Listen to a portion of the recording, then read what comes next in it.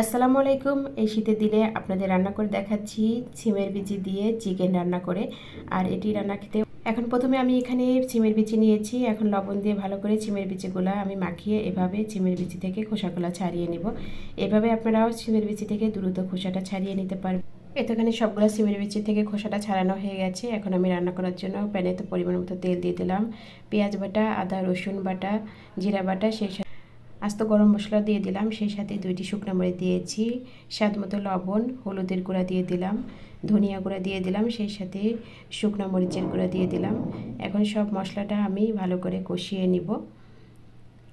এখন আমি এর ভিতরে এই তো চিকেনগুলো দিয়ে দিচ্ছি।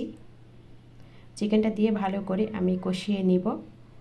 চিকেনটা যখন ভালো করে কষানো হয়ে যাবে তখন এতে সিমের বিচিগুলো দিয়ে দিতে হবে। সিমের বিচি দেওয়ার আগে আমি গরম পানিতে ভালো করে ধুয়ে নিয়েছি।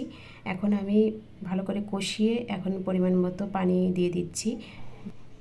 এখন ভালো করে পানির সাথে মিশিয়ে আমি এখন চিকেনটা রান্না করে নিচ্ছি। তোমার এখানে চিকেনটা রান্না করে নেওয়া হয়ে গেছে। নামানোর আগে গরম মশলা গুঁড়া দিয়ে এখন আমি নামিয়ে নিচ্ছি। এভাবে আপনারা এই শীতের দিনে সিমের বিচি দিয়ে চিকেনটা রান্না করে খেয়ে দেখতে পারেন, খুবই ভালো লাগবে। আশা করি রেসিপিটি সবার কাছে ভালো লেগেছে। সবাইকে অনেক ধন্যবাদ।